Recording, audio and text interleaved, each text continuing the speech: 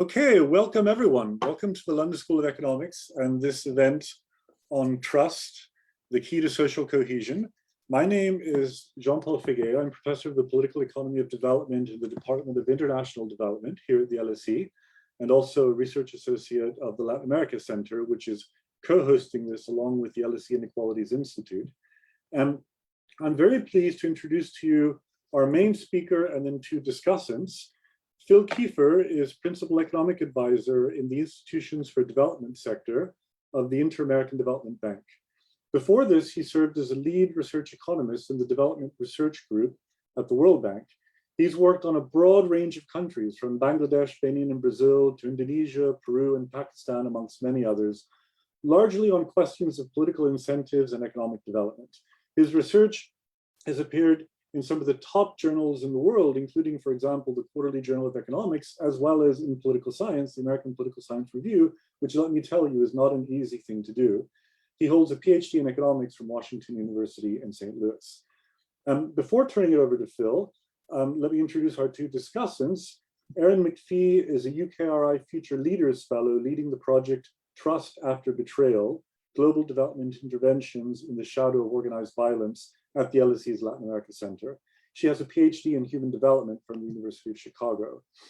And last but not least, Aldo Madariaga is professor at the School of Political Science at Diego Portales University in Chile, where he's also associate researcher at the Center for Social Conflict and Cohesion Studies. And he's the author of the award-winning 2020 book, Neoliberal Resilience, Lessons in Democracy and Development from Latin America and Eastern Europe. So welcome to all of you. Welcome to everyone who's here in the audience. We're very excited about this event today. I've asked Phil to speak for about 45 minutes, and then our discussants will each speak for around 7 minutes, and then we'll open it up to questions and discussion from the floor. So thanks to all, and Phil, please, the floor is yours. Thanks so much, Jean-Paul. Thanks to LSE also for inviting us to present this flagship document of the IDB. Every year, the IDB has a flagship document, sort of like the World Development Report of the World Bank. And this year's authors are Carlos Cartesini and I, and we're really happy with the book and happy for the opportunity to share it with you. And you can see it, so that's great.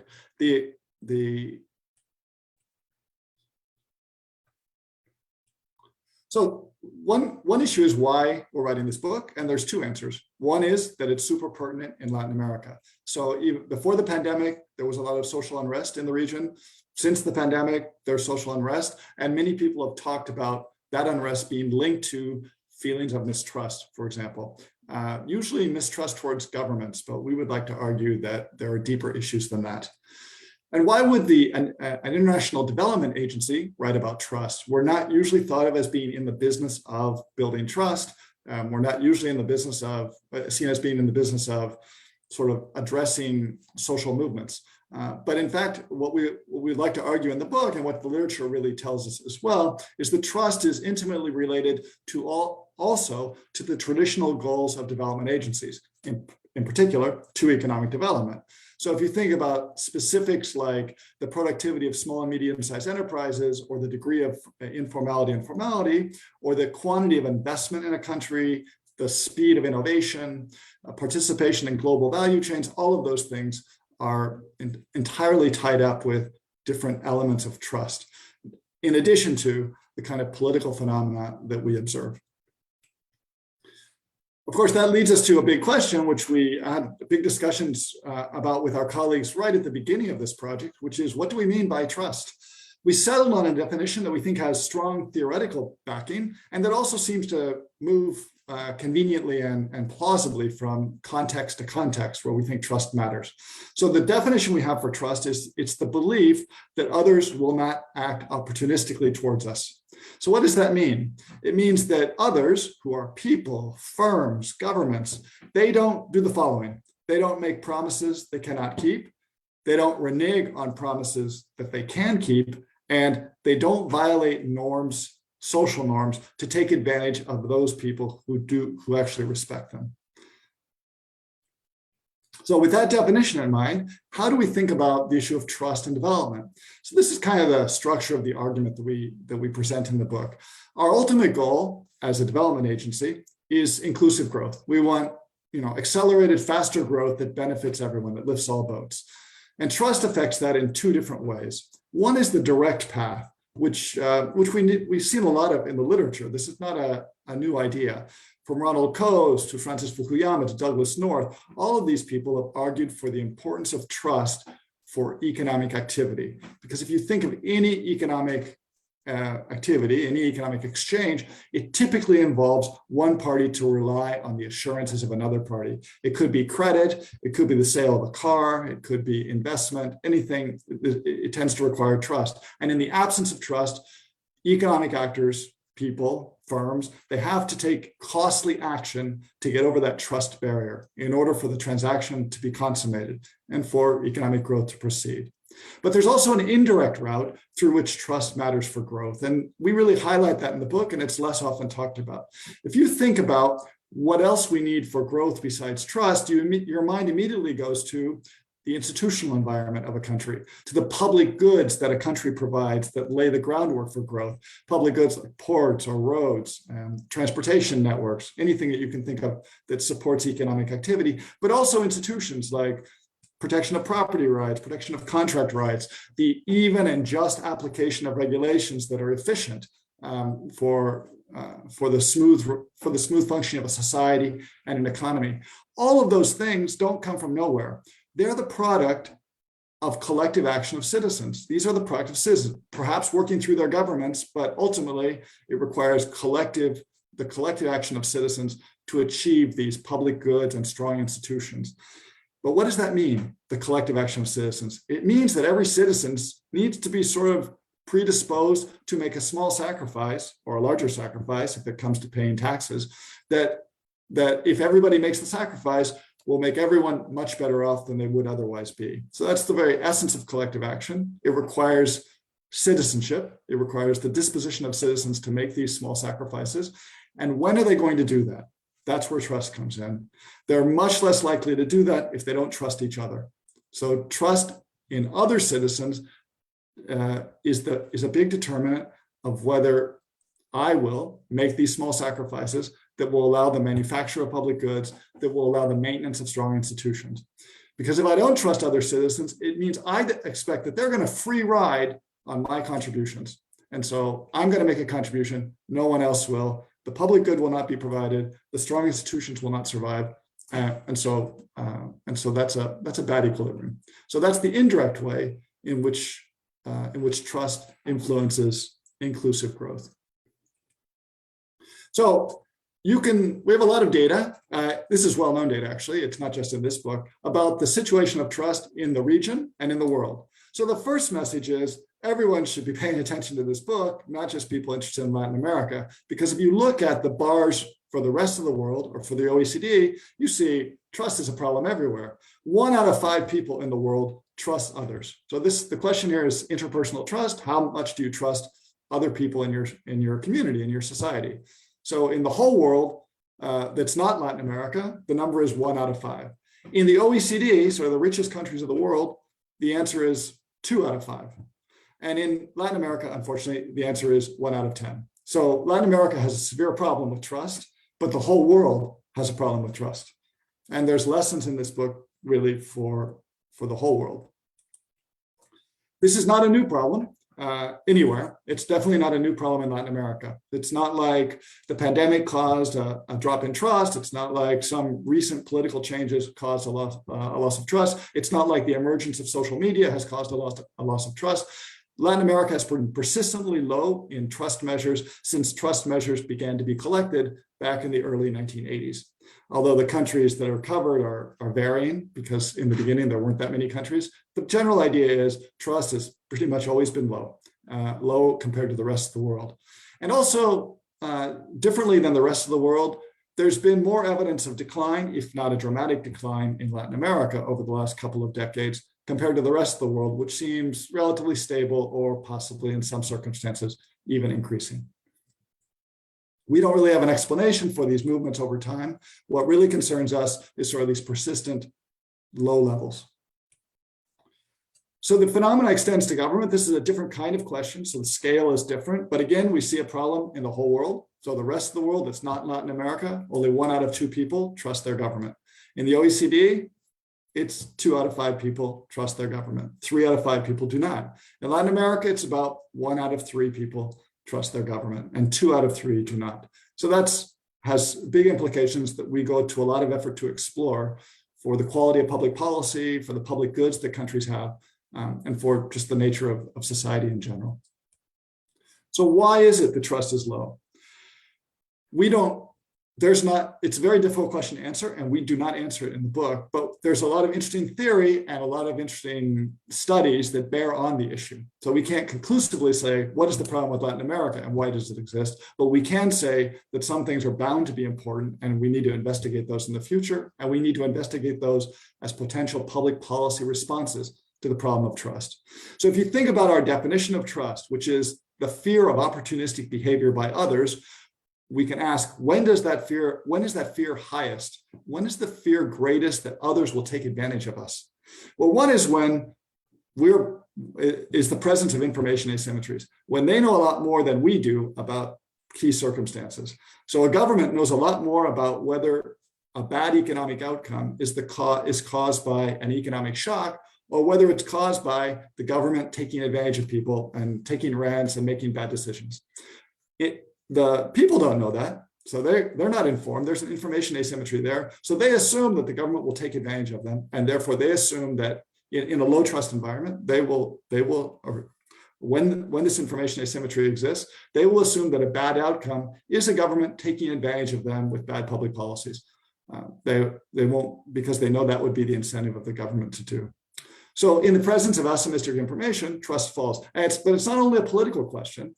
If you think of the famous paper by George Akerlof about lemons, this is in the used car market, it permeates the world of commerce as well. So if someone wants to sell you a used car, they know a lot more about the quality of that used car than you do. You will presume that they will tell you the car is in great shape when it's not. And so you will be prepared to pay less than whatever they ask for it, because you assume whatever they're asking is overstating the quality of the car. So once again, information asymmetries lead to mistrust, and lower transactions or worse economic and political outcomes. But what if you're completely informed? Even in a world in which everyone is informed about everything, there's no information asymmetry, we still have a problem of power asymmetries. Because what if someone takes advantage of you? You know they're taking advantage of you, but you can't do anything about it. You have no recourse. So in the absence of recourse, there's a power asymmetry. And again, there's mistrust, because you know that unreliable behavior, opportunistic behavior will not be punished, even if everyone is adequately informed about it. And there's big literatures around both of these issues, around information asymmetries and around power asymmetries. These are all many important contributions have been made. The novelty in the book is to put these two things together, to provide guidance for policymaking and sort of to make sense of the trust problems around the world and in the region. So that's the proximate causes. So if you see mistrust, it has to be related, we assert, to either information asymmetries or power asymmetries. Something's going on there and that's causing mistrust. That's the proximate cause. But where do those asymmetries come from? That's where things get quite murky. So there's not many, but there's some fascinating studies out there that give us clues. So there's studies that link sort of terrible historical experiences related to colonialism or slavery and forced labor or violent conflict to inequalities in the distribution of power, and that these yield a legacy of mistrust. So how do they yield that legacy? Let's assume we know there's some really persuasive studies about certain areas and certain periods of time where this seems to have been the case. And some of those studies are in Latin America. So the question is, how is it that those events from 200 years ago or 300 years ago persist until today? And again, there's very interesting research that gives us some clues. One is that they may be embodied in institutions that are difficult to change. The people who, through these historically terrible events, achieved power, set up institutions that made it very difficult for them to be removed from power. Another is behavioral and cognitive biases that can persist. So they also set up the education systems, for example, and those education systems can persistently lead to cognitive biases in how people think about about what's fair and not fair, and also just what people know, so they can lead to information asymmetries. And finally, some fascinating evidence from Tabellini and co-authors and others as well is the incentives of parents to inculcate different kinds of norms to their kids. So if the parents are in a situation of mistrust where they believe that everyone in the society is acting opportunistically, the rational response that they should have when they raise their kids is to teach their kids that everyone is untrustworthy and to raise their kids in that way, because otherwise their kids won't do well in that society. So this kind of intergenerational transmission of norms can also lead to persistent low trust from originating from sort of terrible or traumatic historical events. So these are sort of some suspicions that are out there that we need to keep working on. And some of these stories seem to resonate in the Latin American context especially well, but there's no systematic evidence that says low trust in Latin America can systematically and completely be linked to these historical events. But what's nice about all these frameworks and the way we're setting up, what we think is nice, is that it tells us that we can't be independently talking about trust in government on the one hand, or interpersonal trust on the other hand. There's a lot of literature on one, there's a lot of literature on the other, and what we're arguing is that these are intimately related, and we can't separate one from the other. So the first thing I want to talk about is the first arrow, the direct arrow from trust to growth. So now we'll just enter into a lot more empirical evidence that we put together for the book. Why? This is a nice illustrations about how we think trust affects transactions. So if you look at the left-hand side, the two pictures on the left-hand side, you see a fruit stand, and that fruit stand has fruit available for purchase, but there's no one there to take your money. The idea is you pull up to the side of the road, you take the fruit, and you leave the money. So that's clearly a high trust environment. And in the second, you see a more public sector environment where people can just walk through the metro gates, the subway gates, and no one's checking. They just walk through. And that again is sort of a high trust environment where people rely on you to pay your metro fare. And on the right-hand side, you see a couple of pictures from Latin America, and the one on top is quite interesting. These are very low-value products. I think there's cheese or potato chips, and these are low-value products, but the fear of shoplifting is so great that each is enclosed in its own individual packaging that will set off an alarm if the product is taken outside the store. So that's a much more costly way to sell your products than the fruit stand on the other side. So it's no surprise when you see pictures like that there's a very strong correlation, well, a pretty strong correlation between trust and income. So if you think of income as the result of long-term growth over a long period of time, so today's income is the product of growth for the last 100 years, you can think of this as showing the relationship between trust and long-term growth. And what we see is more trust, faster long-term growth. And what we also see is that the region, the Latin American Caribbean region, is concentrated in the wrong quartile. So it's area of the quadrant of the graph. It's concentrated in the low growth, low trust quadrant of the graph, and that's going to happen over and over again. It's going to be in sort of the unfortunate quadrant of many of these graphs. So that's the big sort of cross-country evidence that says trust is related to income. But what we wanted to do was go further in the book and dig down into the sort of guts of trust and transactions and how firms operate. So we surveyed 3,000 firms, around 3,000 firms that are registered on the Connect Americas platform of the IDB. This is a platform that tries to link firms in the region, in Latin America and the Caribbean region, to potential customers or buyers in the rest of the world. So we sent them a survey, so email survey, and we got 3,000 responses back. And what we asked in the survey, which was directed at the head of the firm or the owner of the firm, these weren't huge firms, a lot of small ones, some medium. We asked them first, how much do you trust other people? We asked them the standard trust question. And then we asked some things about their business practices, how they organize their firm. We gave them a list of 5 tasks that firms often delegate, ranging from hiring somebody or how you manage petty cash, sort of 5 tasks. And we asked, and these could be sensitive. So an owner of the firm may or may not decide to delegate the task. We wanted to know, so do you delegate these tasks? And we asked, first, do you delegate? And the second, we asked, if you delegate, do you delegate to family members or non-family members? And this is a key distinction. And what we see is a huge correlation between the willingness to delegate to family members and answers to the trust question. The more trusting managers and owners were much more willing to delegate to non-family members. This has big implications for how firms grow, because unless you're gifted with 1,000 very talented nephews, if you're restricted in your hiring practices to focusing on family members, the size of your firm and the efficiency of your firm is necessarily restricted. So we view delegation and we view trust as key to the growth of efficient and, to the emergence of fast-growing and efficient firms. We also asked them, how do you write contracts with your main customer? Do you write contracts that are really easy, like you just agree over the phone? Yeah, we'll do it. Do you put it in paper in a very informal way, maybe an email?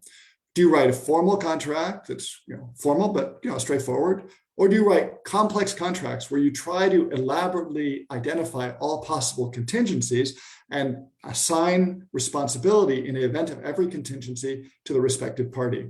And we found that the high trust guys are much more likely to write simple contracts, and the low trust guys are much more likely to write more complicated contracts. And if you think of the cost of contracts as rising with complexity, for example, you have to hire a lawyer, you can see once again that trust is connected to factors that affect the speed of growth, the cost of production, and basically inclusive growth altogether. So colleagues, LSE colleague, Mcphee and his co-authors have brought up another angle to look at this, because, okay, say the institutions are bad and firms can't rely on courts to enforce their contracts.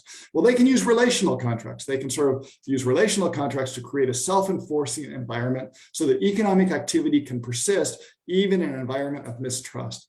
But what's the key characteristic of these relational contracts? And this is kind of brilliant work in which they show this. The key characteristic is they depend on future rents. So you need the potential loss of future rents to a relationship in order to discipline people in the current conduct of that relationship. So you're not going to renege on a contract today if that will cost you valuable rents into the future. But that means the greater is the environment, the greater is mistrust, the greater are the rents that you need. So that's number one. And number two, rents come from somewhere, and typically where they come from is high prices to consumers. So it's not an ideal situation if you have to have high rents, because generally competitive markets drive rents down. So relational contracts may not be a good solution to the problem of mistrust. They simply are the solution that firms have to turn to when there's no other alternative. The low participation of Latin American and Caribbean firms in global value chains kind of manifests this. So a global value chain is basically firms are supplying and buying from each other in a chain of production that spans the globe. Those kinds of contracts are hard to enforce in courts. You really need to depend on sort of relational contracts and the value of rents. So you would expect less relational contracting, you expect less participation in global value chains when mistrust is really high. And that's what we see. In the region where mistrust is high, we also see relatively low participation in global value chains. So that same exercise that we did in the private sector, showing that trust affects the organization of firms, inside firms, affects how firms organize themselves, should also apply to the public sector. I mean, the public sector is, in fact, a group of people who are supposed to come together to work efficiently to solve the collective action problems of citizens in the production of public goods, in the delivery of regulation, and redistribution of income, et cetera. So we asked 2,500 current or former public officials who had participated in the regional policy dialogues of the IDB. We asked them a bunch of trust questions and questions about their work. So in this case, we asked them, do you trust other people? But we also asked them, how much do you trust your colleagues and other public sector employees? And then we asked them, so how important is collaboration with other employees? How important is collaboration to your work? And how important is information sharing to your work? And what we found is that in countries where people trusted their coworkers and other public employees in general, collaboration was much more important to their work. And so also was information sharing. And why is that important? It's important because it's hard to imagine the efficient provision of public goods, the efficient design of regulation, the accurate redistribution of income to the poor, from the rich to the poor. It's hard to imagine all of that happening in a public sector where people don't trust each other, where they don't collaborate, and where they don't share information.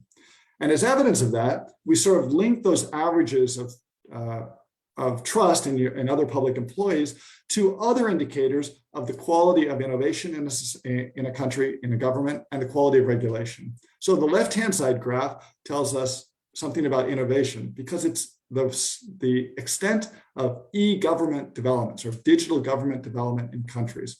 So that's going to require collaboration and trust and information sharing. It's hard to imagine introducing e-government, digital government, without those elements being present. And what we observe is, in fact, high trust countries are also more advanced with respect to e-government.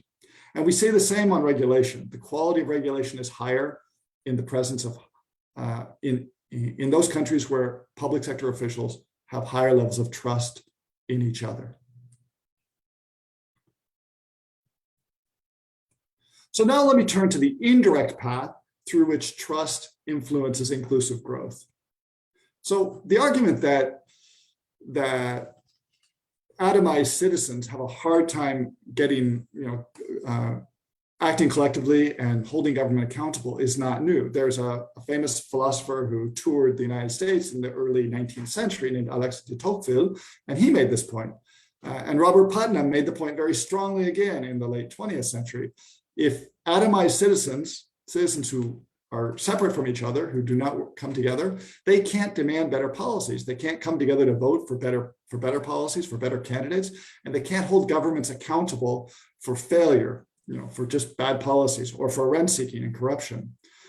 But nothing will atomize citizens more than distrust. So mistrust, we view as a key atomizing factor that interferes with the social capital development that Putnam was talking about and interferes with the self-government that de Tocqueville talked about. And there's quite a bit of evidence in the region that links mistrust and the inability to act collectively to outcomes that we observe. So let me give you a few examples. One is a cute study, it's cute and also, this is a cute one, and the rest of the examples are much more linked to big-time public policy issues. So some scholars took a lot of wallets with money in them, and they went to the major cities of about 20 or 30 countries. You can see the number of dots on the graph. And they spread those those wallets around in the main capital, and they asked themselves, or they found out, how many of those wallets were returned. So in the high trust countries, many more wallets were returned than in the low trust countries. And the low trust countries, unfortunately, include disproportionately the 5 Latin American countries that were included in this study. But more pressingly, especially in a region where insecurity and crime are big concerns of many of the countries, is this account. So it's very difficult for police in any country to address crime, to design anti-crime strategies, if they don't have any information about what crime happens. And the main way in which they find out if crime happens is if people report it. So what would cause differences in reporting of crime across countries? Well, one is you don't believe the police can do anything about it, so you're not going to go to the police to ask them to solve your problem. But another is this fact. By going to the police and having them help you solve your problem that you've experienced, you're also doing a public service because you're giving police information about a crime that's going to help them to prevent that crime in the future and therefore helping other people in the society. So if you're disinterested or mistrustful of others in your society, that motivation is also going to be weaker. So you're not going to go report a crime if you mistrust other people because you don't think they're going to do the same for you. And so what we see when we ask people in crime victimization surveys across many of the countries of the region, we ask first, did you report the crime? But we also asked, or the scholars did, how much do you trust other people?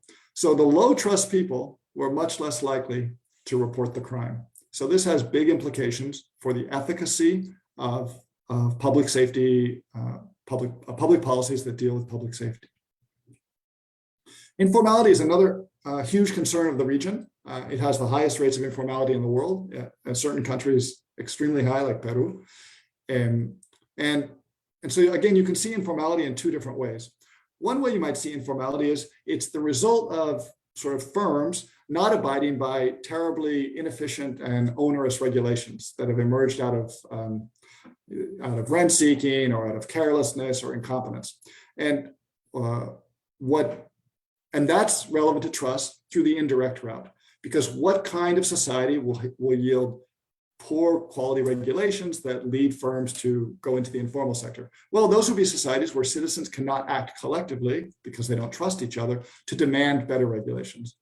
But also there's a direct route from trust to informality. If you don't trust anybody else to abide by the norms that society has set, then why should you abide by those norms? So you're informal because you expect that everyone else is going to be informal as well. So those two influences show up strongly in the data. Greater informality is strongly associated with lower trust. And this is a big addition to the usual stories that Ulisea, I think is also not necessarily an LSE colleague, but I think a London colleague at any rate. He has a nice review of informality where he focuses and shows the literature focuses on weak enforcement and inefficient regulation. And what we argue is that the trust is clearly relevant. Finally, if you remember that this indirect route includes weak citizen demand for public goods and institutions because they don't trust each other, so they're not going to be pushing government for these public goods and for strong institutions. So we have evidence of this. We surveyed about 8,000 Latin Americans in about 7 countries, and we asked them first, do you trust other people, as usual? But then we asked them to choose between 2 policy options, one set of policy options in education and one set of policy options in public safety and policing. So in both cases, we said, which do you prefer? A public policy which sends more money to the public provision of education or to police, or a public policy that just puts money in households' pockets so that they can procure those services for themselves. And what we found is the low trust respondents say, give us the money. The high trust respondents say, please let the government do it for us. We would like government provided policing and we would like government provided education. The final example, I'm not sure if I said the last one was the final example, but this one is the final example, is climate change. So there's no greater collective action problem confronting humanity than climate change, because basically if all of humanity does not cooperate to reduce emissions and adapt to climate change, we have a big problem.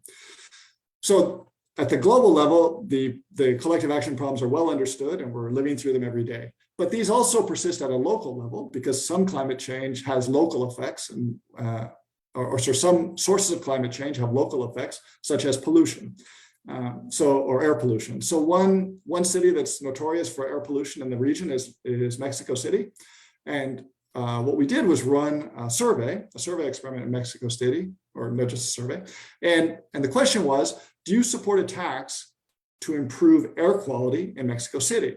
That was the question. And it's salient for people because air pollution is bad. But then we asked them as well, how much do you trust the president of Mexico and how much do you trust the chief of government of Mexico City? And those people who said they trust the authorities were far more willing to support the tax than the people who said they didn't trust the authorities. They were very unwilling to support the tax. And that makes perfect sense, because if you don't trust the authorities, then you're not going to trust them to collect the tax, or you're not going to trust them to use the tax for the purposes for which it was intended. So that's kind of a grim picture, because these are kind of deep-seated problems with far-reaching consequences, these problems of trust and mistrust. So the question is, what can we do about it?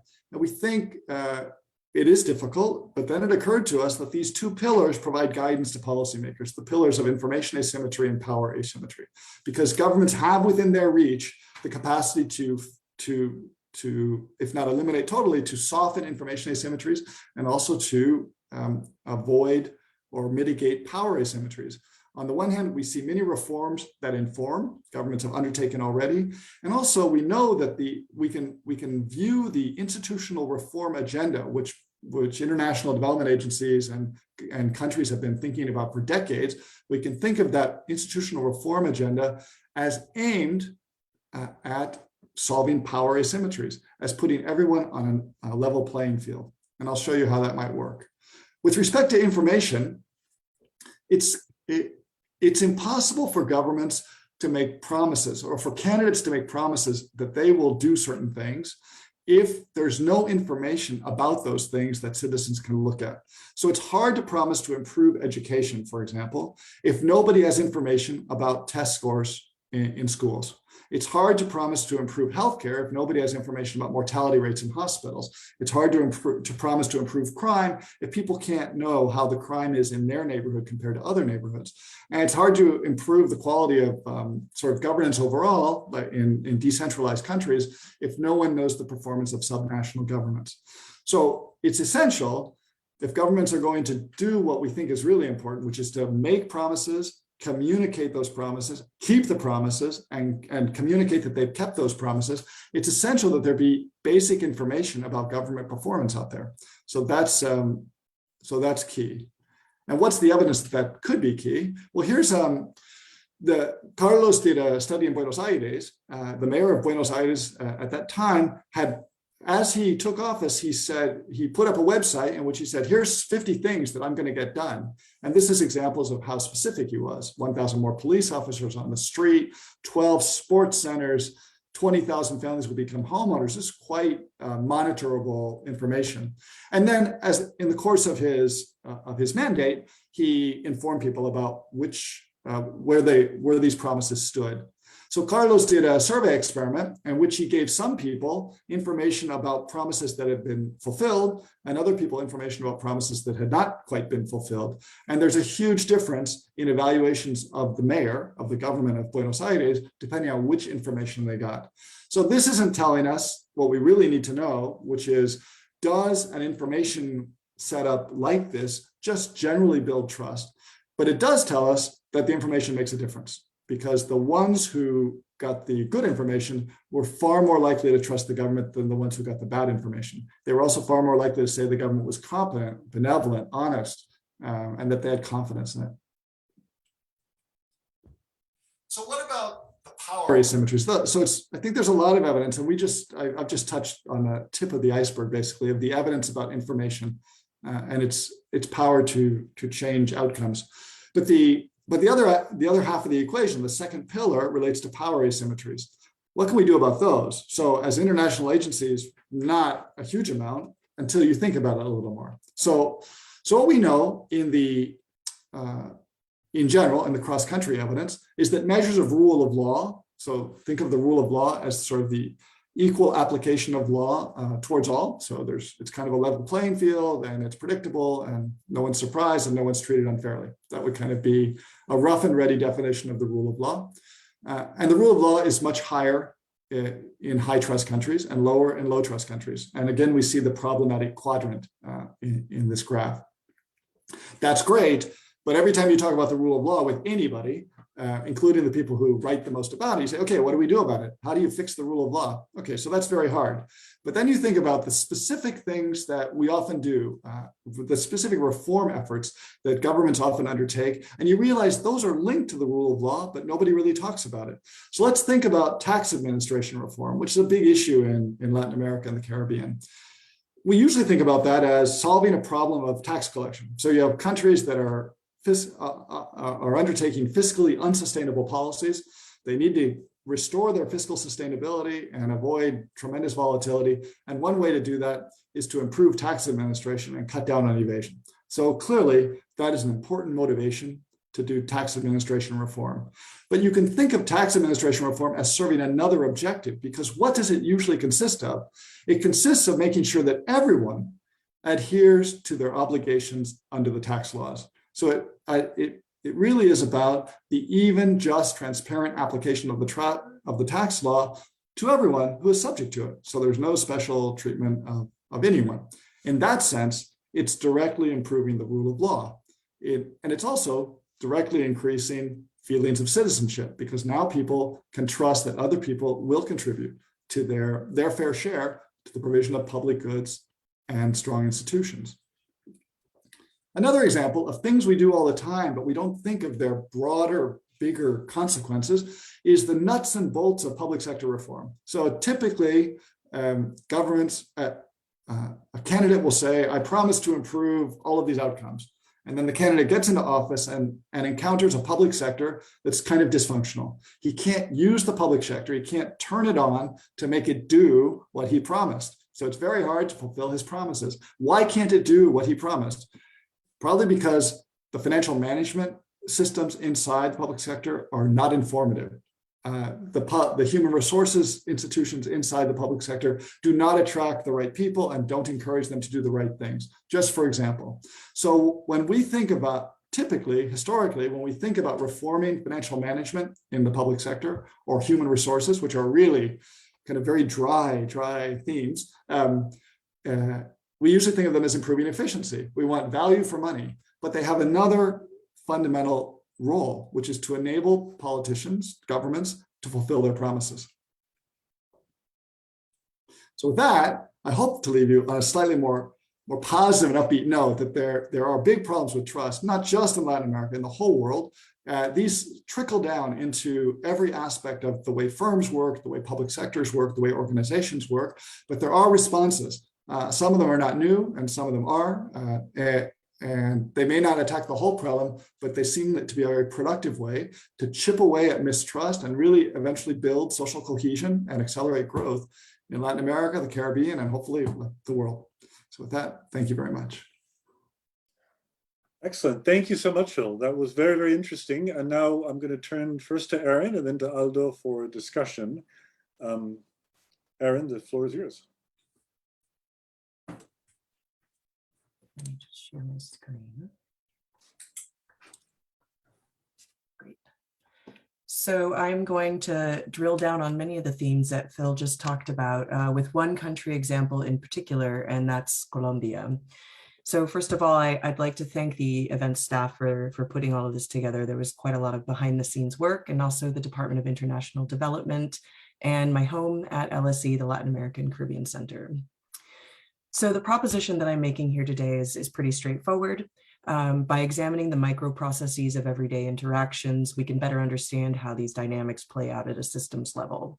So as Phil noted, trust is indeed the sine qua non of many stabilization, security, and development goals, and yet most of the interventions that are in place almost entirely overlook this as part of their design. So I will trace here the ways in which interpersonal trust shapes individuals' relationships to one another, their work, and officials from other organizations in interinstitutional collaborations in particular that involve international development agencies and public sector institutions. So this is not a linear causal argument, but rather one of overlapping echoes, constellations of forces, and uncertainties. So the prospect of building trust after betrayals experienced in the context of war and other forms of organized violence is messy, and I'm not saying that I'm going to neatly order it here. But instead, I suggest that understanding the dynamics underlying this messiness can offer substantive inroads into program and policy changes that actually can foster trust building, which in turn can increase social cohesion and meaningful engagement in just democratic processes. So I'm drawing here from 10 years of working in development interventions in contexts of organized violence, and in particular from the 4 years that I spent in the field in Colombia. I'm focusing on one kind of institutional arrangement, which I mentioned that has become nearly ubiquitous in these settings, which is the interinstitutional collaboration. An IIC, according to the literature, is a multi-institutional arrangement with mechanisms for coordinating and solving complex problems that cannot be solved by a single organization.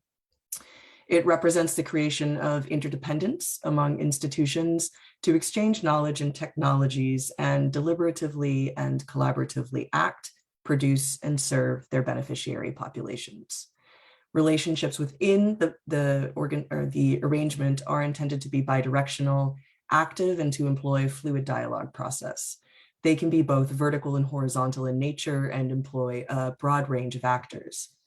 So I've selected these arrangements because they serve both as a microcosm of broader social dynamics in Colombia related to social cohesion, and because many critical actors for democratic processes convene in this domain.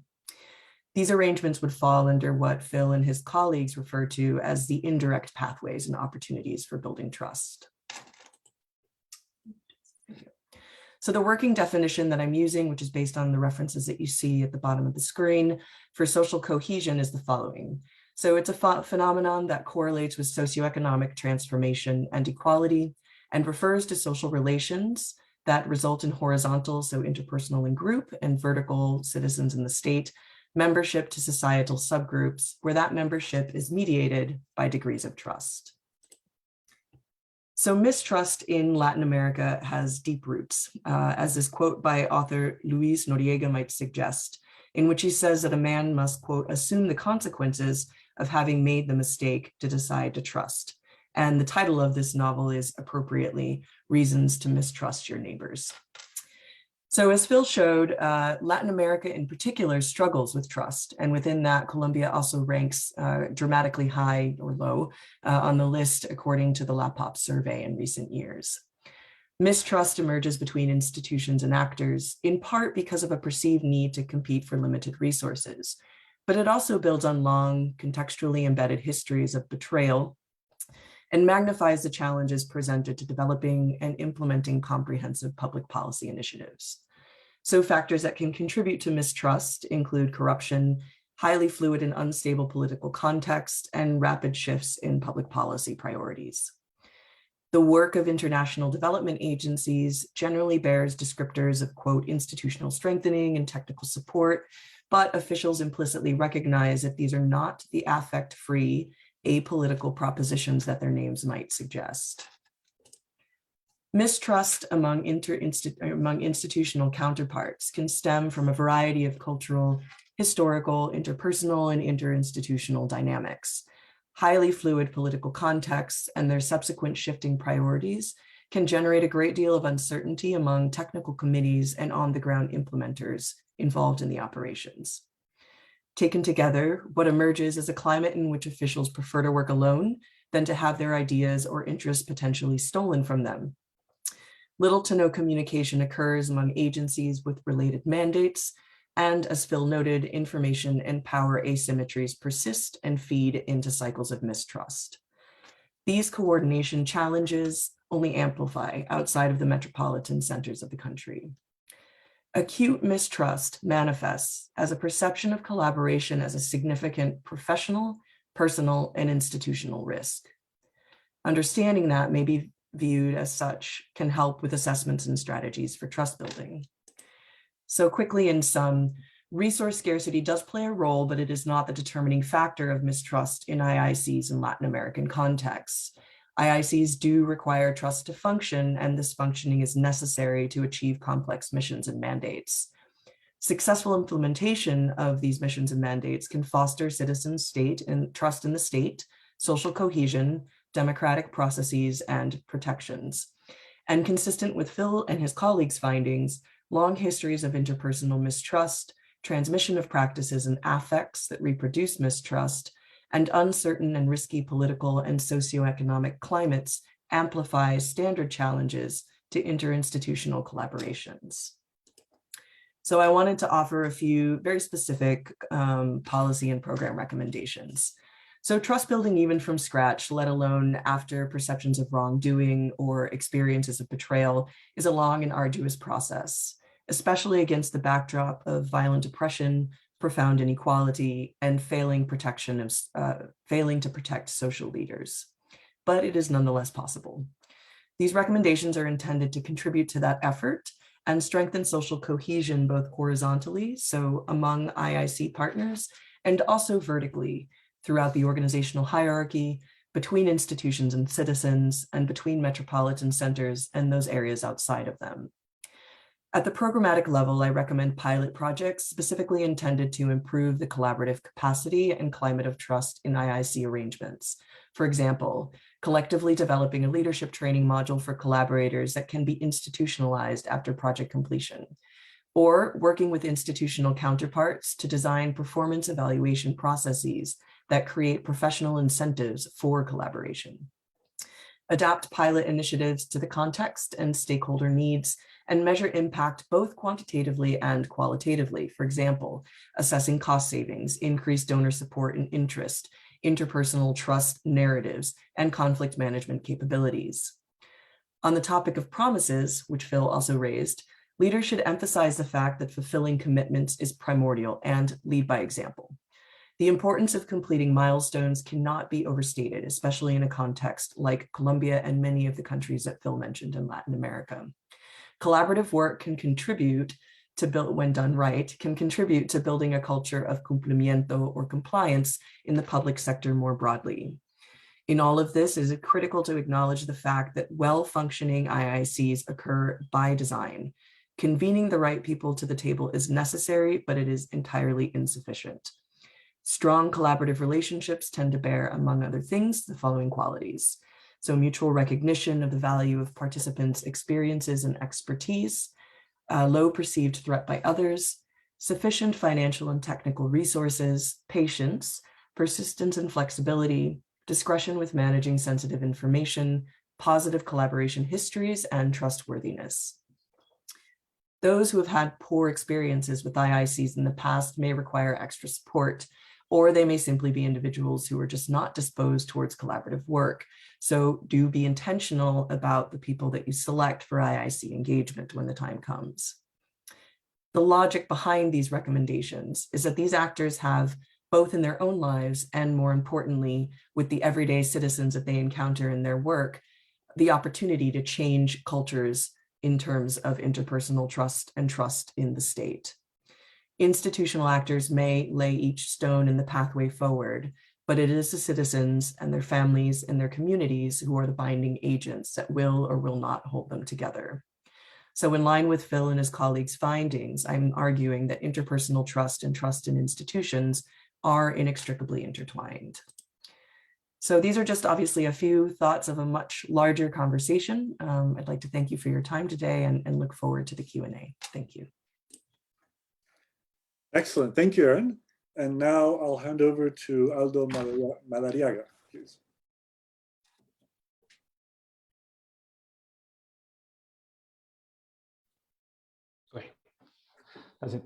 Thanks a lot, Jean-Paul, and thanks everyone involved in the organization of this very interesting event. Thank Erin, and thank you, Philip, for a very interesting presentation as well.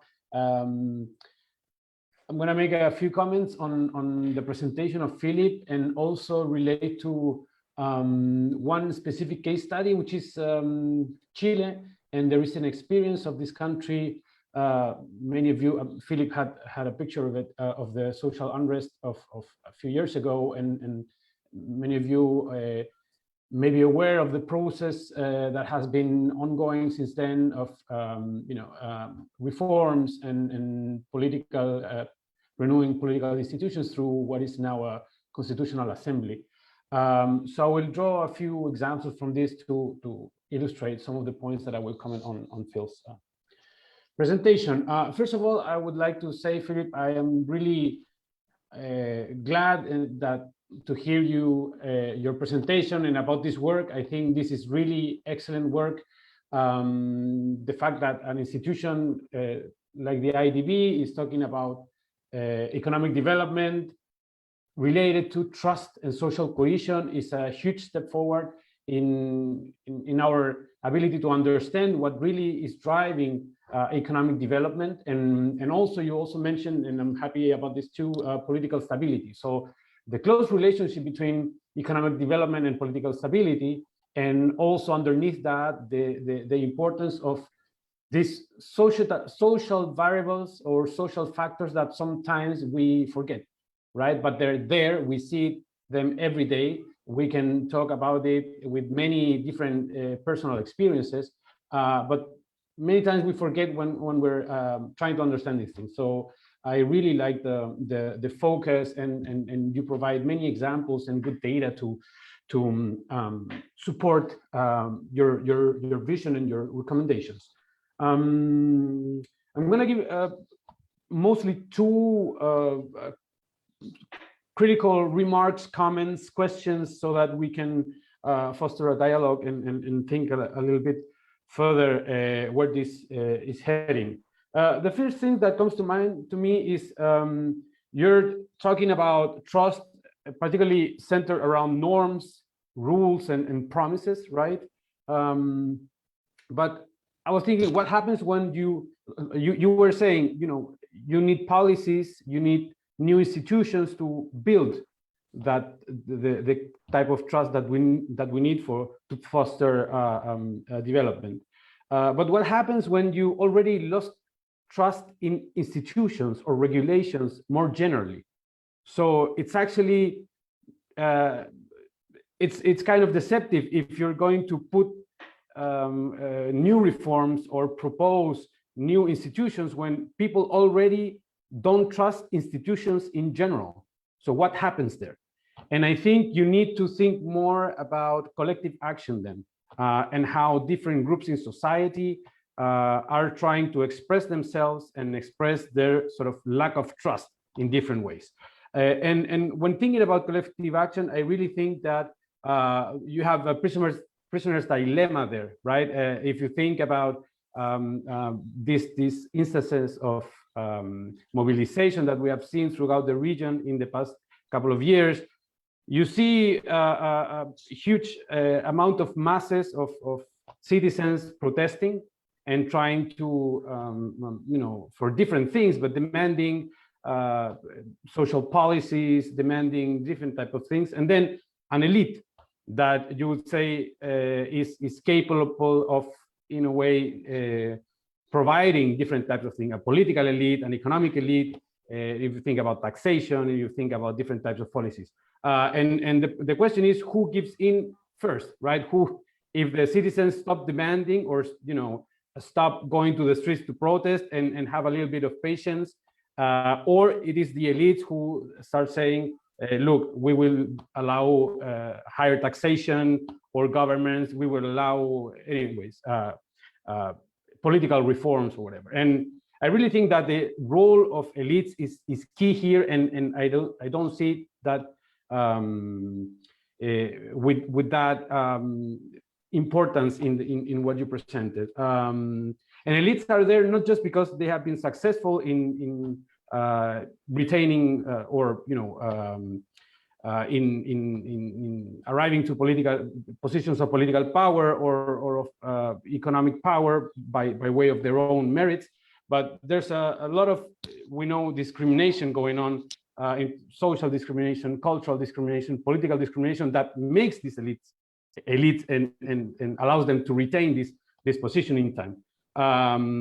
So I think that we have to think about this role of the elites in maintaining these institutions in time, the institutions that erode trust and that make the rest of the population, don't even trust the solutions that are proposed. Okay, so this is one sort of general comment, and the second that comes to mind and is related to the latter is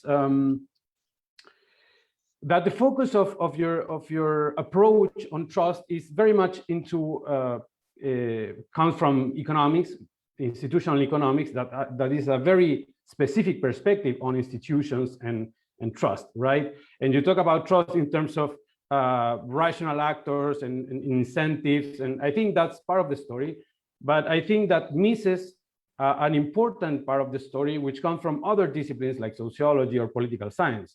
And I think much of what you see with trust and social cohesion has to do with perceptions and emotions. For example, in Chile, mistrust has to do with this type of discriminations that I was talking about, and not just mistrust with people that earn more, because they earn more, and they are in a higher position in society, but because they treat them in a bad way. Is this inequality of treatment and the idea of dignity that has come forward in the protest in Chile, which is a very vague word for producing collective action and making people protest, but is what makes people feel that they need more, that they need to demand things, and what produces this type of collective action response. So we need to think about perceptions and emotions, and we also need to think about legitimacy, right? So one thing is what is legal, and another thing is what is legitimate, right? And I think many times all of this relates also to the question, the key question of inequality in the region that I didn't see in the presentation, and I think is really key when it comes to understand not just the consequences of mistrust or low trust, but also the causes of low trust. And I really think this is the key thing to understand how inequality is translated into lower trust in our societies, and the different manifestations of inequality, which is, again, not just an economic phenomenon, but as a deeply sociological phenomenon rooted in everyday experiences of citizens. Finally, I am very happy again that the IDB and the LSE are talking about these issues, because they are organizations where many of the elites of our region are trained, are socialized, and I really think that you are doing a great job putting these topics forward and making us think more deeply into how this is related to trust is related to economic growth and development. Thank you. Excellent, fantastic, thank you. So I want to open it up for questions. I don't think we have that many yet, so I'm going to abuse a little bit my role as chair and kick off while the questions come in. And so I wanted to pick up on a couple of things that both the discussants said and ask Phil to come back to the huge question of what do we do about trust if we're targeting trust directly. So I think your presentation and the book do a very nice job of tying trust into important economic and political outcomes that we care about. But as you know, social scientists tend to take trust and other sorts of, we can call them cultural attributes, as givens. We're not very good at unpicking culture or unpicking trust and figuring out where it comes from. So we have some societies that are characterized by higher trust and other societies that are characterized by lower trust. You mentioned Putnam. Bob Putnam's first famous book about Italy went back 800 years into the mists of time to try to discover why trust and social capital were higher in the north and lower in the south. And he said he just lost the thread. He just lost the path in the mists of time. So if we're going to try to, is it religion? Is it ethnicity?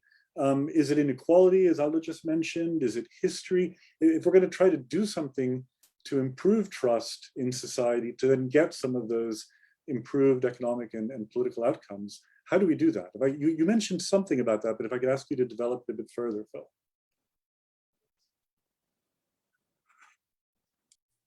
Great. I thought you were going to ask two questions, and that was only the first, and I was kind of afraid. So it's merely that question. So I think that does link up with what Erin and Aldo were talking about. I mean, Erin had these, but I think Erin sort of had ideas that were similar in spirit to the things I was talking about. So it's sort of like saying, it's hard to fix trust broadly. It's just too big, but you can do through basic blocking and tackling, using American football expressions, you can begin to deal with it in particular contexts. And so she had a very nice way to talk about building trust in this particular IIC context. And I think I was talking about building trust on the institutional side, the power side, through just doing more of what we've been doing, but doing it with greater consciousness that it has multiple objectives. Tax administration reform or public sector reform, they have multiple objectives, not just efficiency or tax collection, but building confidence of citizens in the way they're going to be treated by government. And then on the information side, sort of similar, but again, context specific. But Aldo points out that, and you point out that it's a big problem. And so on the one hand, there's history driving sort of countrywide generational mistrust. And on the other, mistrust is not just about the formal ways that a society operates. You can have pretty destructive social norms. So one social norm says the elites treat people badly, or the elites treat people well. That's there's sort of a social norm there. And no, there's definitely a social norm there. And we don't see that only with elites versus non-elites, but we see it notoriously in many other settings. Racial inequality is clearly linked to social norms, and changes in racial inequality and the treatment of minority groups is linked to changes in those social norms, often state-led actually, but the same with gender inequality, same idea that there's social norms that lie behind a lot of these things, and those are hard to change. And they can be, and what's even worse and more interesting, or interesting and worse, is that those norms may not even reflect the preferences of people. So there's this famous recent study about men in Saudi Arabia. And it turns out that individual men really hate gender inequality because it's a big pain in the neck for them. They have to take their wives out, they have to escort them everywhere. They'd rather just do away with it. They want gender equality, but they think that other men will look down on them if they say such things. That this is, so the social norm is women must be controlled, but the preferences of the men seem to diverge from the norm. Okay, so I found that a provocative example. I have no idea whether it has legs to other countries, other settings, whatever. But the point is there's a lot more going on than the tools available to international agencies. And there's a lot more going on in the problem of trust than trust in economic transactions, or trust that tax administration will be fair. There's more fundamental issues of dignity or social norms that can also play a role. But I have to say, it usually starts with these practical things I'm talking about. I mean, we begin to change bad social norms regarding race in the United States by requiring that they be treated equally by public agencies. So that's sort of like treating everybody who owes taxes the same. It's just, so that's just sort of an uninformed example. So I still think the basics of blocking and tackling, of chipping away and looking for fair, predictable treatment across the board, is a way to begin to deal with social norms. So the elites in Chile, if they treat everybody like crap, if that, just to say if that's the way, that could be a poor way to characterize what Aldo said. But let's say that's a social norm. But if these elites constantly are confronting public agencies that refuse to do that systematically say, no, everybody's going to be precisely the same, then it becomes harder and harder to sustain that social norm. Okay, so basically I'm saying we have to do, we have to focus on context and making progress, some things at a time. It's probably it's probably difficult to think about changing trust all over the place all at once. Nobody has a good strategy for that. Okay, great, thank you. In case, Aldo and Erin may want to respond to my response. I don't know. If I did violence to anything you guys said, then you should defend it. But I feel like, but I really appreciate those comments and the question. Yeah, no, the discussants in particular should jump in at any point when you want to intervene. What you said now reminds me of the book, The Spirit Level, you've probably read, which argues that greater economic equality, lower inequality, and broader social equality is linked to all kinds of good outcomes, social outcomes, epidemiological outcomes, longevity, productivity growth, GDP per capita, etc. Some of the highest trust societies that you didn't focus on, but that were in your graphs implicitly, are the Northern European countries that also have very strong welfare states and a high level of redistribution and active labor market policies. It'd be curious to know historically, these welfare states were constructed, right, largely in the 20th century. It'd be curious to know how if trust led or lagged behind the generation of this sort of economic equality. I don't know. Yeah. There's a lot of complaints that people can raise about our book with respect to causality. In subsequent research, we're we're finding more causal evidence about some of the things that I talked about. But I think the inequality good outcomes thing or bad outcomes hypothesis also has a little bit of this issue. I mean, in a society where there's a lot of homogeneity, for example, people are more likely to trust each other, but they're also more likely to be altruistic. So they're more likely to be willing to have to advocate a larger redistribution of income, because the income is going from people like me to people like me. And because the people are like me, I trust them more. So I think that's a nice equilibrium, but I think the causality is intrinsically difficult to tease out. Okay, Aldo, I think wants to come in.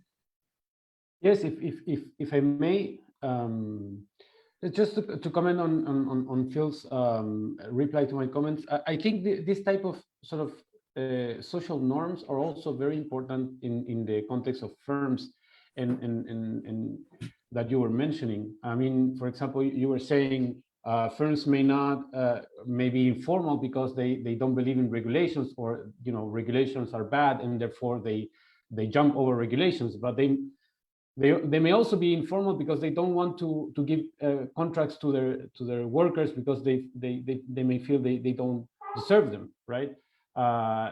In a very specific context, for example, when it talks about housework, this is very common, that people that hire housework, they just give crappy contracts to their workers because they feel they belong to a different social strata or ethnic group. And therefore they shouldn't be given more, and this then makes people untrusty of their employers, because they think they're all the time they're trying to get away with things and don't give them the rights that they deserve. So in a way, I think this type of social inequality and sort of deeper mistrust issues are also very important in the context of the economy and in companies. And I really think that we should try to find a way to incorporate this type of factors into what you're trying to study. Okay, thanks, Erin. And I will go to some questions, but I just want to say I think that what you just said is absolutely valid and important. I guess I'm a little uncertain in my own head about where. About many of the problems of society, like the problems of inequality and sort of bad labor market opportunities for a large group of people, where those where those overlap with mistrust. Because I think mistrust is not everything. It's not every single social problem is not necessarily a trust problem, and every single trust problem is not necessarily all. So in the situation you mentioned about housework, this may be just a straight out labor market problem, or there's some trust aspects. I don't know, but I think it's very interesting to explore that. Yeah, I'll keep it very brief because I know it's a bit of a methodological thing, but I think that what I'm hearing too is a discussion about trust as sort of this thing out there in the world. And I would say, thinking about how to solve problems around mistrust and how to continue to do research on mistrust. I mean, it's something that's produced, right? So thinking about both causal relationships, which is one sort of approach methodologically, and then maybe combining that also with considerations of things like the practices that reproduce mistrust. So for example, you mentioned the intergenerational transmission of practices of mistrust. So I actually did a survey of people in Bogota, and I asked them who the first person was that told them not to trust anybody after they had told me that they had been told it was their mother. So, so many people responded to me that, well, very almost verbatim that, my mother taught me never trust anybody, not even me. And so this is from a very early age as well. So looking at those transmissive practices, right? Like how is mistrust and trust produced and reproduced as much as sort of the causal relationships of, let's say, trust in government related to percentage of completed public works project or something like that. But as complementary, I'm not saying one sort of outweighs the other, but that both should be included. Great. Thank you. So let me turn to some questions now. We've got a lot of good questions. Yeah. I'm going to start with Sophie Legros. It's a very difficult and big, multifaceted question. She's a PhD student in our department in international development at the LSE. She says, thank you to the speakers. I'm wondering about causality and whether development and economic growth might cause greater trust. What in your study drove you to conclude that trust causes growth? Secondly, what is the relation between trust, social inequalities, and violence dynamics in Latin America? And lastly, does high inequality foster social mistrust between classes? So some little questions there, Phil. Yeah. No, those are terrific questions, and they're definitely the natural questions. So let me just say on all of them, theory predicts bicausality, right? So theory predicts that mistrust is going to slow down economic growth because it makes economic transactions more costly. But theory also predicts that, that's sort of mistrust among people in particular. Theory also predicts that bad economic outcomes, whether growth like a recession or whether inequality, can also increase mistrust because individuals, and this time in government or just in general in institutions, because in this case, people don't know what is the problem. They don't know why there's a recession and they don't know why they're low down on the economic scale. It could be because they didn't study hard enough at school, or it could be that the firm that they're working with had a bad time. But it could also be that governments pursued bad public policies that caused the recession. And it could be that elites are discriminating against people like them and keeping them out of the job market. But because they don't have that information, they're going to assume the worst because that's the rational thing to do. I mean, I think it's the rational thing to do. It's what the moms in Colombia are doing. They're assuming the worst. And that will also increase mistrust, I think. So when bad outcomes happen, you need to interpret the bad outcomes. And because you're not well informed about where they came from, the bad outcome leads you to mistrust more than you otherwise would have. So I think there's interesting ways to think about this in both directions. We don't really emphasize the economics to trust aspect. We mostly emphasize the trust to economics angle, but I think both directions are important. Erin, you want to jump in? Yeah. Also very briefly, hi Sophie, just to the point of violence, I think the relationship in particular of why violence matters in, let's say, studying these contexts versus other lower middle income countries that maybe aren't experiencing forms of violence as much is the stakes. So the stakes of trust are very high when you're talking about communities that have large concentrations of people who have been formerly displaced by violent conflict, communities of people who know that there are a high density of former combatants that live among them, active militias. So the stakes are quite high for interpersonal trust in violent contexts in a way that they're not in others. So I think that's one, it's not to say there are no stakes, but I think that's one way that violence as a backdrop, organized violence as a backdrop plays into the conversation about trust. Great, thank you. I want to go to a question. Sorry about that. There's another violence question from Omar Dario Peña Niño. It's related to Sophie's question. Yeah. So let's go ahead. Sure. Is that all right? Because I mean, there's this idea of sorry, I'm just looking at. I'm not looking over your shoulder, but I'm kind of looking over. No, it's okay. Let me read it because I'm not sure everyone who's online can see it. So this is from Omar Peña Niño, LSE visitor from Los Andes School of Management in Colombia. A question is for Phil. He says, at violent local levels, like Erin mentioned in Colombia, how to reestablish trust after the unfulfillment or betrayal from current national government, which may not fully have implemented the peace process?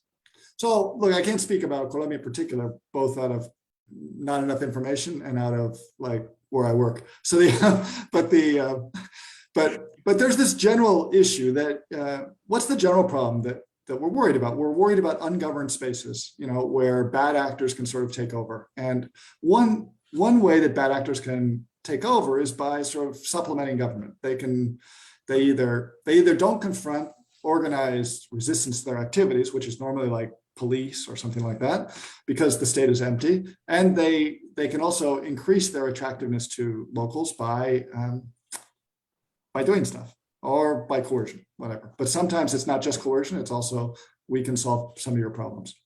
And so the big problem Colombia has been facing, but many other countries as well, is how to govern ungoverned states. And so what's the interesting issue? So there was a very interesting study about 15 years ago or 20 years ago, which is in Iraq. So it has to do with the war in Iraq. And what they found was when US troops provided stuff to Iraqis, like stuff, local public works projects, something like that, in order to win hearts and minds is the idea. You win hearts and minds, and then the locals will cooperate with you and tell you where the enemy is. So when the US troops did it, they actually increased cooperation. They managed to get cooperation. When the Iraqi troops did it, they got nothing. And why is that? Because the Iraqi troops really were disorganized. They couldn't offer any sort of sustained cooperation, any sustained protection. And for some reason, the US troops in this particular case were able to do that. So that's the whole idea of building trust locally. You want to build trust locally so people don't turn to other to bad actors on the one hand, and you want to make it easy for people locally to sort of cooperate.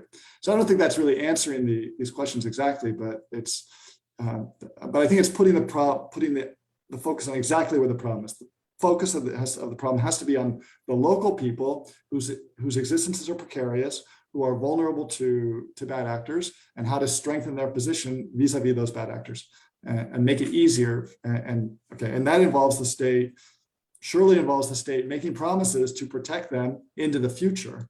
Otherwise, they have no reason to sort of provide information to the state about where the bad actors are, just for starters. So it's keeping promises is really intrinsic to this kind of activity. Okay, we've got 4 more questions that I want to try to get to. I don't know if we will, but I'll try to get to in the last few minutes. So here's one from Kamil Jomski from the University of Lodz, Poland. How increasing polarization and illiberalism can affect trust and, as a consequence, society and growth prospects. So he says, from evidence in the EU, Poland's a low-trust society. Does this indicate that attitudes towards institutions that were once universally supported are becoming highly polarized along partisan lines? And is this sort of a broad problem beyond Poland? Yeah, so that's my take on this. I mean, we're getting the polarization trust issue coming up everywhere. It comes up in the United States, comes up in Brazil, it comes up in everywhere, in France. And my general, not very well educated or investigated take on this is that the causality is really the other way around, that low trust sort of breeds polarization. Because if you think about low trust as being a product of powerlessness or a product of bad information, either one, you can see how that would sort of lead to polarization. Because all of a sudden, so what is polarization? Like, when is it really bad? It's especially bad when people hear the same facts and draw contrary conclusions, or when people see like facts and disregard them because they are incompatible with their worldview, and see non-facts and say, well, those are facts because they're compatible with my worldview. So the less trust there is, the more likely you are the more likely is information to be processed in that way. And that just breeds polarization. So that's my general take. I don't think people naturally absorb false information for no reason. I mean, they need to have, and I think mistrust is sort of at the base of the reason. And then, and then once polarization happens, other bad things happen too. So confidence in institutions falls. So I think maybe that's related to the decline in support for the Constitutional Court in Poland. I have no idea about why confidence in the church might be falling, but that could be just a worldwide kind of phenomenon of de-religionization. Okay, there are a couple of questions I want to combine because they're somewhat related. Carlos González Carrasco, professor at Ecosur, Mexico, and advisor to the Eco Constituyentes in Chile, asks, how multidimensional financial, economic, social, religious, and institutional corruption carried out elite impact on the practices of historical impunity and abuses by the ruling elites. I think it's about relationships between impunity and ruling elite abuses and these sorts of bad phenomena. And then also Jaideep Saikia from India asks, do you feel that there's a trust deficit more within the political elite that eventually trickles down to the entire polity? And if so, how do you get around that? How do you short circuit that phenomenon? Whichever of you two would like to go first. So impunity is clearly bad for trust in government. So I just think it speaks for itself. And then the question, but the deeper issue is, why is there impunity? And I just somehow think it relates to the inability of of citizens to act collectively, to insist on that everyone is held accountable under the law. And I think Aldo was also kind of talking about the importance of this collective action. And I guess to sort of extend my earlier response on that, it's probably not enough just to be protesting in the streets, because protests don't really build the organizational basis for sustained collective action. You really need something else, which is often political parties, when they're kind of functioning well, could also be non-governmental organizations, civil society organizations that provide that organizational structure for sustained collective action that could, in this case, demand accountability and criticize impunity. And then the idea of a trust deficit among the political elite, this is actually a big issue, which we just touch on with a little bit of evidence in the book. When political elites do not trust each other, that makes it really hard to run public policy as well. So then you get all kinds of distortions with regard to like public goods. So a public good is something that all the elites and their constituents will enjoy, but if they don't trust each other, they're not going to go for public goods. They're going to go for other stuff, and they'll do a lot more rent seeking. So it's quite so I think trust within political elites is a huge issue that we need to pay more attention to. It's rarely the case that elites are a cohesive, sort of monolithic block that acts with one mind. And I think understanding the trust effect, the effect of mistrust on atomizing the elites and the impact of that on everything is important to understand. Erin, do you want to add something? Yes, so thank you for the question, Jaideep. And I'll sort of complement what Phil said with an example. So I think in terms of trust in elites, I think there are actually practices of trust among the elites that can generate greater mistrust among marginalized populations. So, and I'm thinking of clientelism in particular. So clientelism is practiced, and I'm just going to talk about Colombia right now, but clientelism is practiced in many countries, but in Colombia at all levels. So, I've observed presidential appointments that were, the primos, it's always the cousins, right? And then from, peace ministers at the governor's level who were previously criminal attorneys for the recently elected governors. So that had nothing to do with, they had no experience related to peace building, to victims who were living in, an invasion, in an informal housing settlement that had to call on their family members in order to be able to actually get the reparations that were due to them by the government, because the family members worked in the government agency. So I think that in as much as you can say that clientelistic practices have a tight connection with trust, and they don't entirely, but I think that there's a big part of it that is, then, or nepotism, clientelism and nepotism are based in some form of interpersonal trust. Those have outsized effects for mistrust for more of the marginalized populations, of course, because they're not ignorant of what's happening at the highest levels of society among the elite. So they see the way that governance is happening. Okay, excellent. Thank you. Aldo, I'm going to give you one last chance to have the last word if you'd like, and then it's just gone past 6. So I'm afraid there are 3 more questions that we're just not going to have time to get to. But Aldo, if you have anything final to say? Yeah, no, thank you. I'm fine. I'm just thank you again for the great conversation, Phil, Erin, and Jean-Paul, and everybody who organized this. Thanks. Let me add to that. Thank you so much, Phil. Thank you, Erin and Aldo. Thank you to everyone who is here. We had it at the beginning, more than 100 people online. It's been fantastic. Thank you for a brilliant presentation, Phil. And that's it from us. No, thanks a lot, everybody. Take care.